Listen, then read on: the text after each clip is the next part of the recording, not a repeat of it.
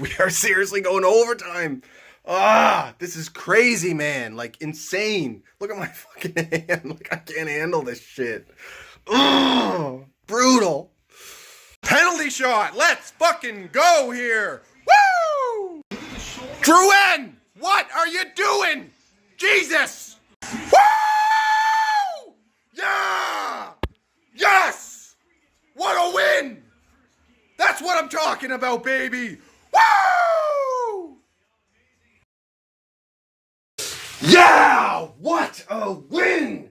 Woo! That is what I am talking about, baby. After all the doubters have been talking non-stop all week, and Sportsnet is just eating it up. Oh, the Habs have no chance. Get out of here!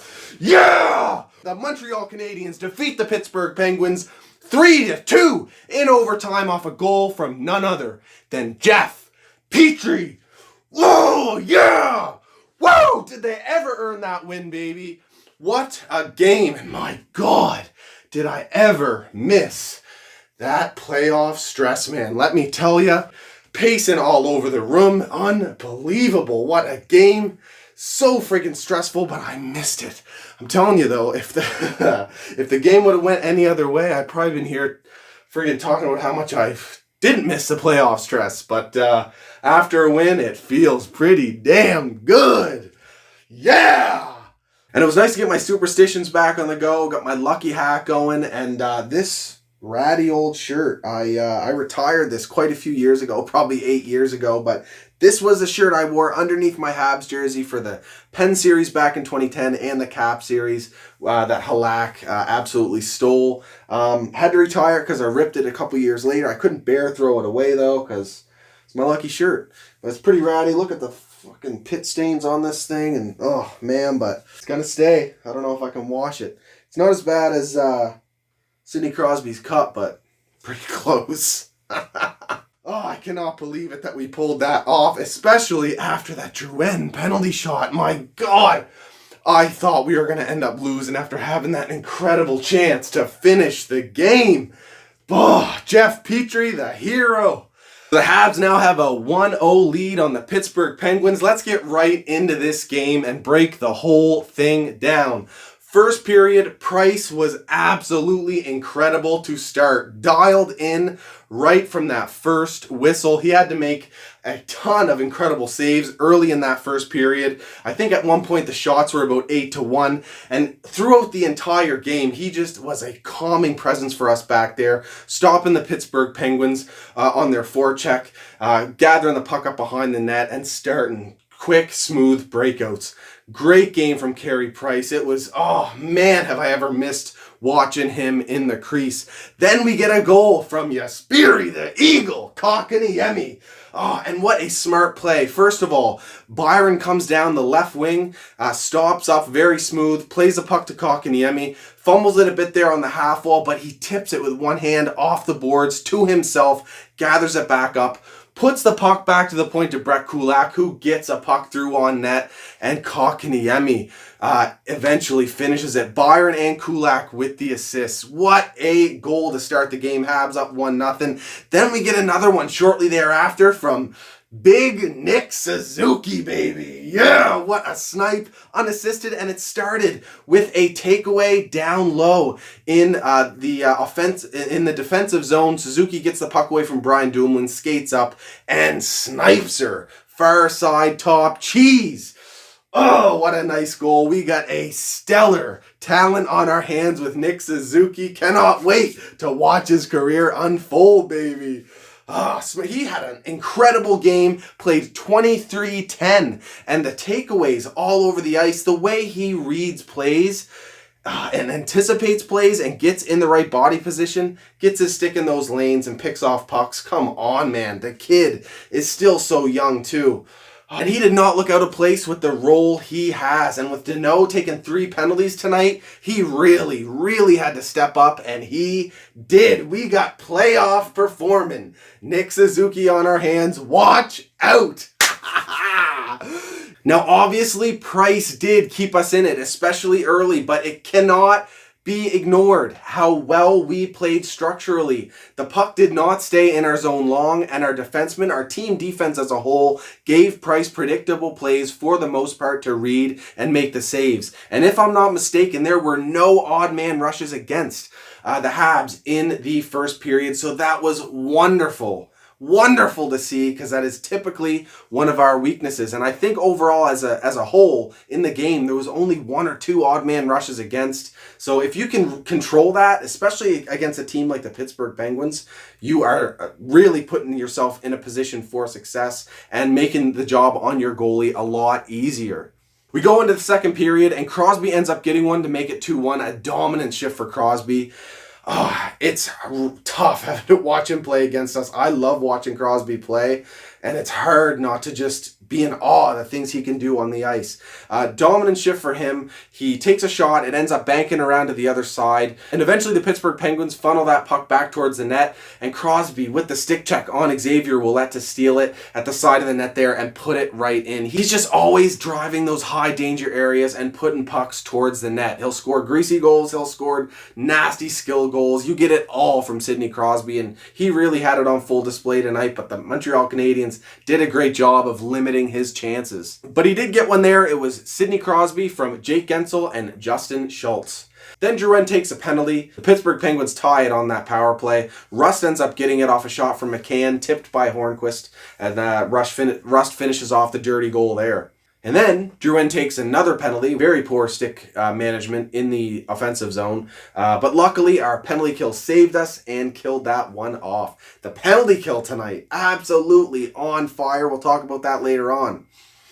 Then we go into the intermission, and Sportsnet has a chance to speak about the Habs, and good on them. Brian Burke, love his analysis. He speaks on Nick Suzuki, loves the kid. Why wouldn't you? Incredibly intelligent player, and he's got a great career ahead of him. Then we switch over to Kevin Bieksa, who wants to talk about Shea Weber. And they did display how great of a game Shea Weber was having, how physical he was playing, how great defensively he was playing. But they can't end the segment just without saying anything bad about the Habs. So they have to sneak in there that Weber's not going to be able to maintain this style of play. He's going to start feeling it towards the end. Well, guess what?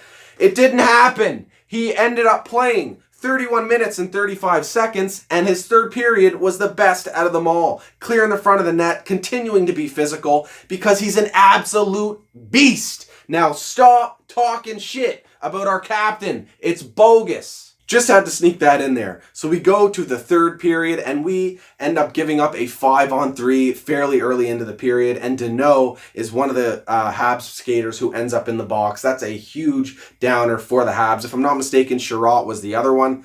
And thank God for this penalty kill.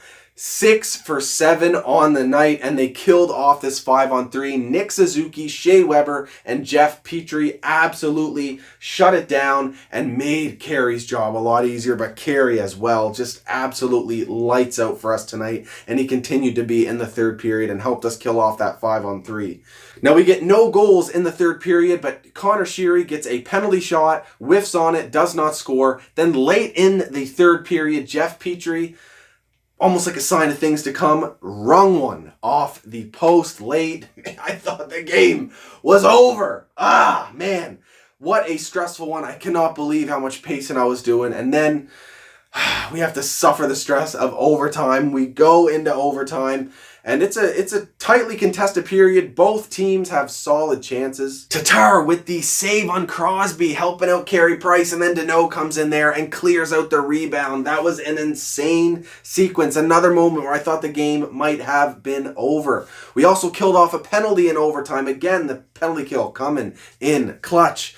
Drouin gets the penalty shot, and man, he whiffs on this chance. His patented backhand move, and it doesn't work for him. Oh, like I said, I really thought we were going to lose after having that opportunity to close it out. Then we had another one. Sherratt hit Matt Murray off the shoulder. Another close one. The Habs really pressured late in that overtime period until Jeff Petrie with the game-winning goal. And what a game overall for Jeff Petrie, shutting shit down all over the ice, playing very physical. 6 hits, he played 30 minutes and 56 seconds and ended up with that game-winning goal. A snipe, and good on Thomas Tatar jumping over that puck and clearing the space for Jeff Petrie to take that quick wrist shot. Yeah, what a clutch goal. Love it. I cannot believe we're up 1-0 in this series. Now, let's go over some stats. Montreal Canadiens with 35 shots on the night to the Pittsburgh Penguins 41. The Habs were 49% in the face-off dot tonight with Deneau going 12 for 23 at 51%. Nick Suzuki with 9 face-off wins out of 22, sitting at 41%. So Deneau did a lot of the heavy lifting for the Habs in the face-off dot. And for the Pens, it was Sidney Crosby with 20 face-off wins out of 36 attempts, going 56%. The rest of his team, Crosby took 36, the rest of his team took a total of 31 face-offs. So Crosby was huge for the Pens in the face-off dot, as he usually is. We were 0 for 2 on the power play, but like I said, the first power play unit had some decent chances on their first opportunity, but we didn't draw too many penalties tonight, so it goes to show who had the puck a little bit more, and the Pens obviously drew quite a few. We had 7 power plays against us and went 6 for 7 on the PK. The penalty kill was clutch. One of the guys who was really huge for us on the penalty kill are Turi Lehkonen and Yoel Armia as well. Both of them tonight were great, pressuring the puck carrier, getting physical in the corners, and holding down things defensively. The Montreal Canadiens also had 55 hits on the night to the Penguins 30. Victor Mete was the only Habs skater to not have at least 1 hit, so I loved that the entire roster was getting involved physically, and that was a huge reason we were able to break down the Penguins the later the game went on.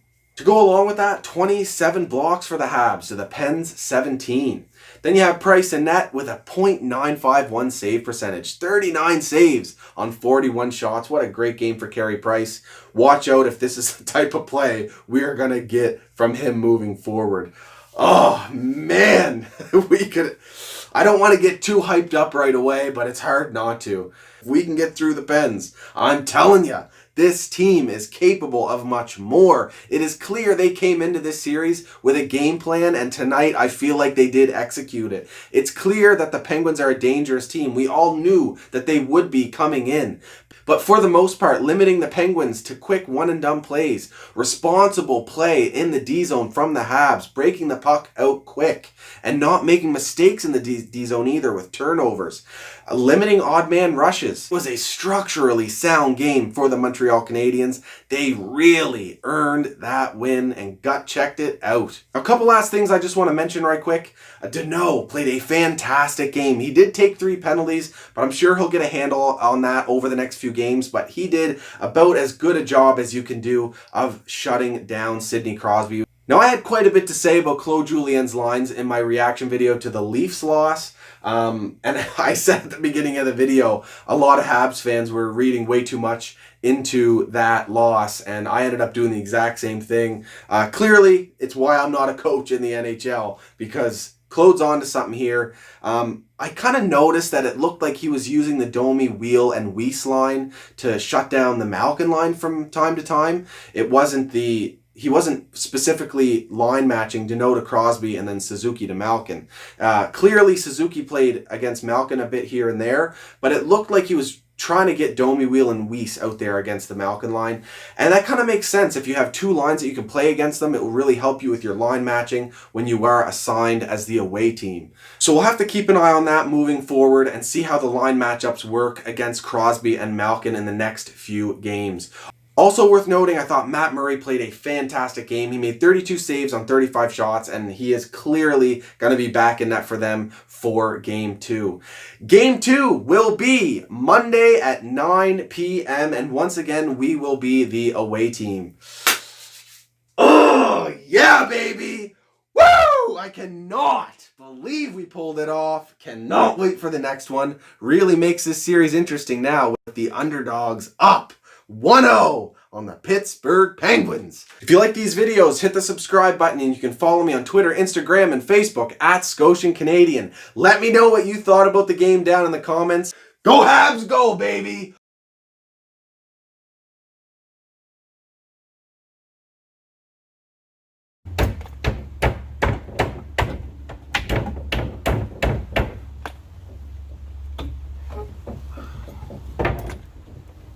Habs go, baby!